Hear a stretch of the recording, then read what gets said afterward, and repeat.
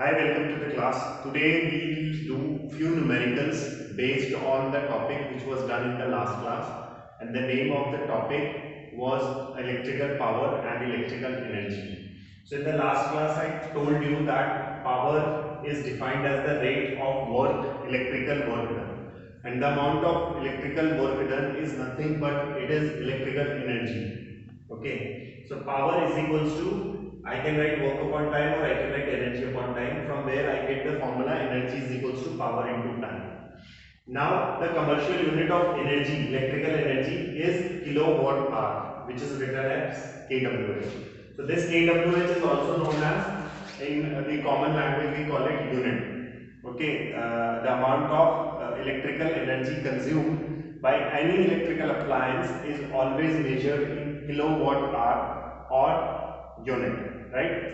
So for calculation of this commercial unit of energy, which is kilowatt hour, the power has to be in kilowatt and time has to be in hour, and only then you can calculate it, right? So let's begin by doing two numericals. The very first numerical is, I'll read out the question. An electric bulb is rated 2.5 kilowatt. So one electric bulb is there and its power is given 2.5 2.4 kilowatt, 2.4 kilowatt, and this bulb is operating at 240 volt. So potential is given 240 volt, right? Now you have to find the cost of running the kettle for 2 hours. Time is also given. So time is 2 hours. And the costing is also given. Find the cost of running the kettle for 2 hours at 75 paisa per unit. So cost is given 75 paisa per unit. Now this unit is what? Unit is kilowatt hour, right? So this is the information which is given. So now in order to calculate the total costing, I shall know how much unit this electrical kettle is consuming, is taking in these 2 hours. And for that I will be using this formula, energy is equals to power into time. Power has to be in kilowatt and time has to be in hour. So we have power in kilowatt, time in hours. So it will give me energy is equals to power into time. So energy is equals to how much is power? 2.4 into 2. So it will be how much? 4.8 kilowatt hour. Now in order to calculate the cost, how much is the costing for per unit? So costing for per unit is 75 paisa, and I have to calculate it for this. So total cost is equals to how much? 4.8 into 75. Remember this is paisa, and if you have to convert this paisa into rupees, what you will do? You have to divide it by 100. So this will give you the total costing in rupees, right? So if you multiply this 2 5 2 2 4 5 15 uh, 2 5 to this 5 1 5 15, and this is 15 upon 100. So if I multiply this 24 into 15, how much it will be? 22 into 4 2. This is 0 6 and then 4. So it would be 460 by 100. So if I calculate it, it will be 4.6. So it means 75 paisa per unit, and if you multiply this by this, it is coming out to be 4.6 rupees. Right? So this was the first question. Now in the second one, we have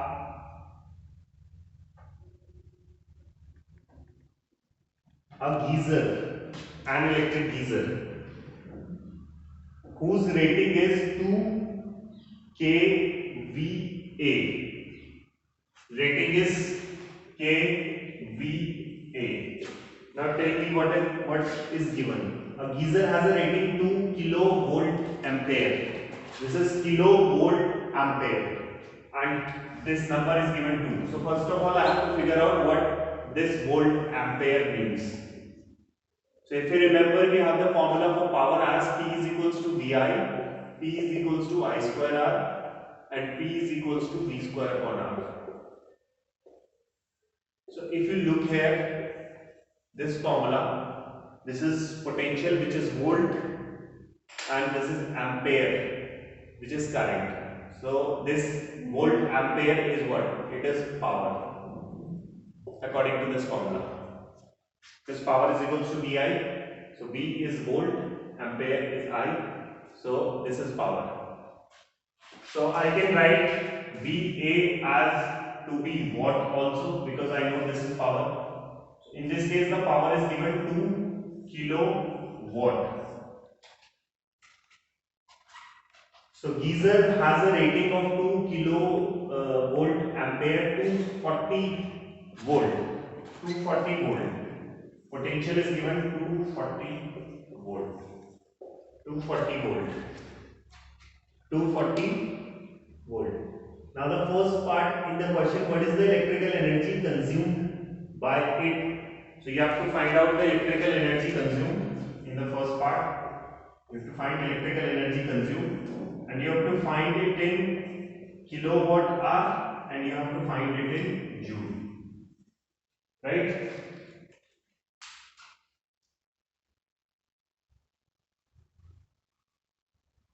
So you have to find this electrical energy in kilowatt hour, and you have to find this electrical energy in joule. So, and time is also given.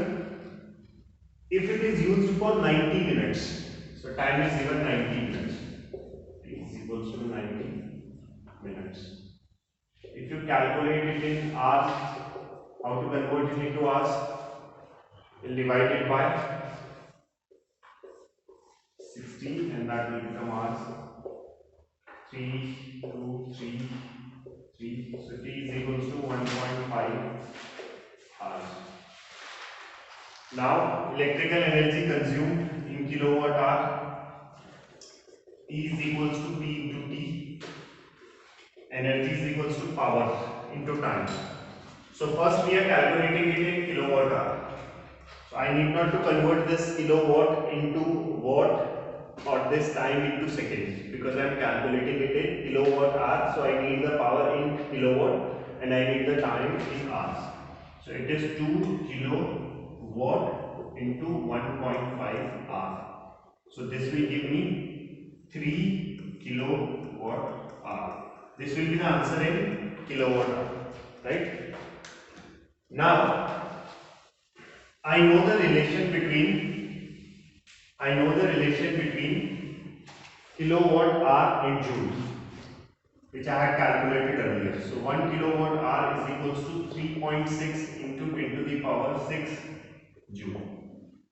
If 1 kilowatt hour is equals to 3.6 into 10 to the power 6 joule, how much is this? We can simply multiply it. So 3 kilowatt hour is equals to 3.6 into 10 to the power 6 into 3 joule. So this would be how much? If I remove this 10 will come. This will become 10 to the power 5, and it will be 18,108. It will be 108 into 10 to the power 5 joule. So this is the answer in joule. So this was the first part. In the second part, he is asking if the cost of electricity is rupees 4.50 per commercial unit. So now he is asking the cost is rupees 4.50 per commercial unit. 4.50 per commercial unit, right? So unit means kilowatt hour. I have 3 kilowatt hour of electrical energy consumed. Cost of 1 unit, that is 1 kilowatt hour, is 4.50. I have to calculate the total cost. So total cost would be rupees 4.50 into 3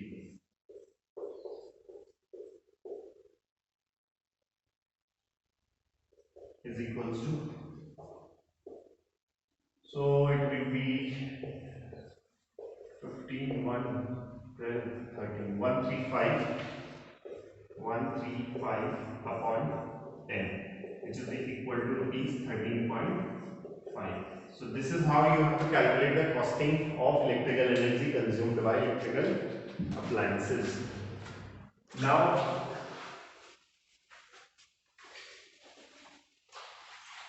starting a new topic, and the name of the topic is resistor, combination of resistors. So resistors can be combined in two ways. One, they can be combined in series, combination of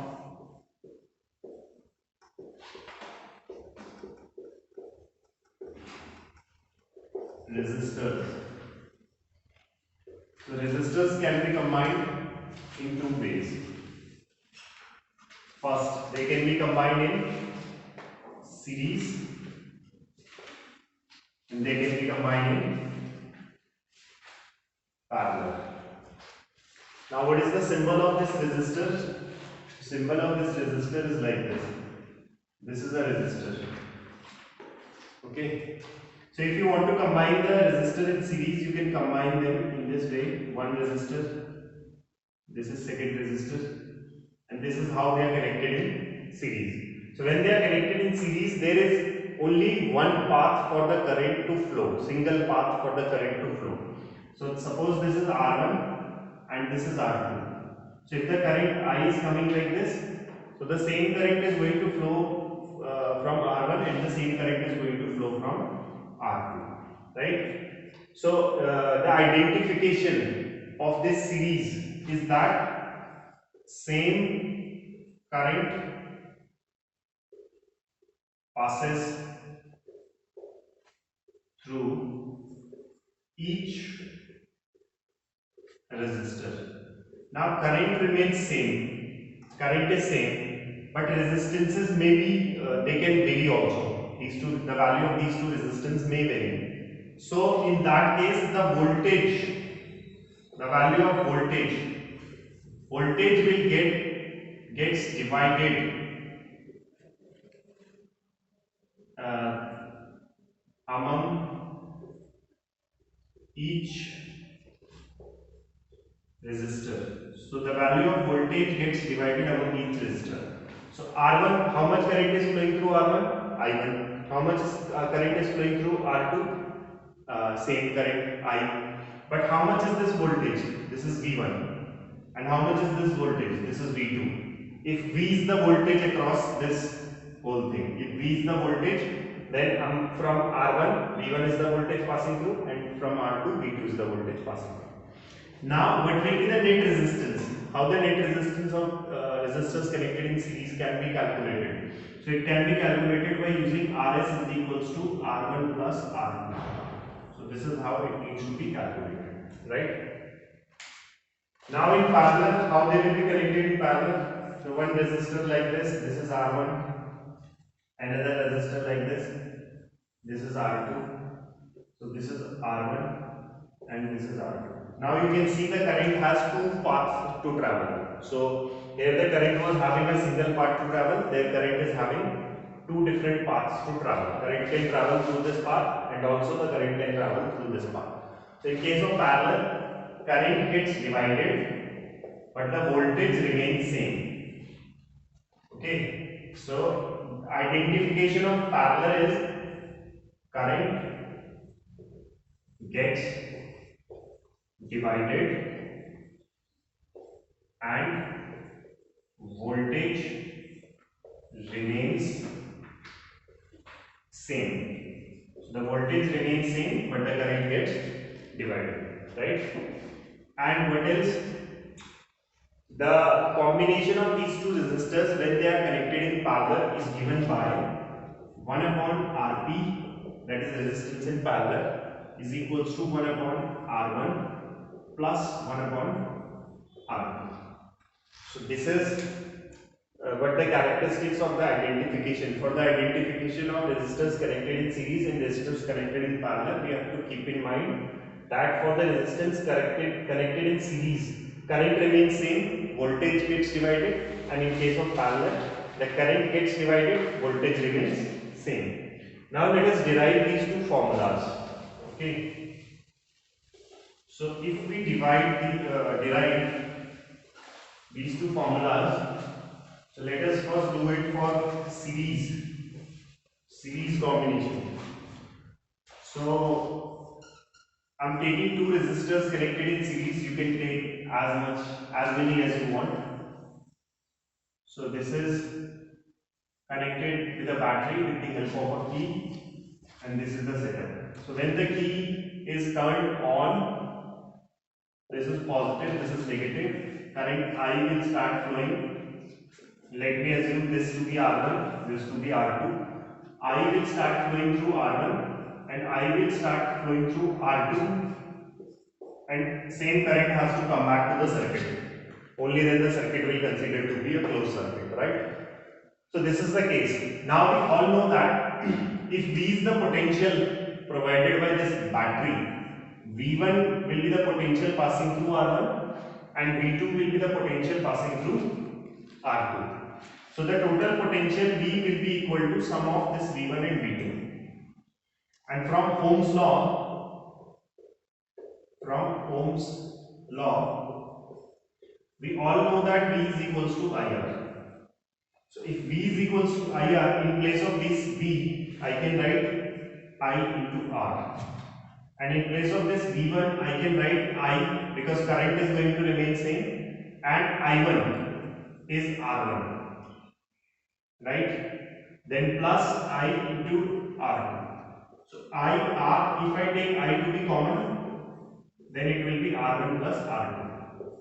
So this I goes off, and the net resistance, the formula for the net resistance would be simple, R1 plus R2. So this is the net resistance of these two resistors connected in series. If I do similarly for parallel, this was for series. You can connect the third, fourth, fifth resistors, as many resistors as you want. Now for the parallel, this is R1, this is R2, so this is R1, this is R2. Now again connecting it with a battery with the help of a key. So this is positive, this is negative, and this is the key K. Again the potential is V. So here in this case the potential will not get divided, potential will remain same, but the current will get divided. So if I current is coming here, from this point or from this junction, okay, the current gets divided. So suppose I1 goes here, then this I2 will pass there, I2. But what will happen when this I1 will come like this, I2 will come like this. At this junction they will meet again, I1 and I2, and they will again form the total current, which is I. Right? So in this case what we will do, we will take I is equals to I1 plus I2. Now from Ohm's law, we all know that V is equals to IR. So if V is equals to IR, then I is equals to V upon R. So in place of I can write V upon R. In place of I1, I can write V upon R1. Because in parallel the potential remains same, therefore we are using the same notation, that is V. And plus V upon R2. If we take this common, so it will be V upon R is equals to V, and then 1 upon R1 plus 1 upon R2.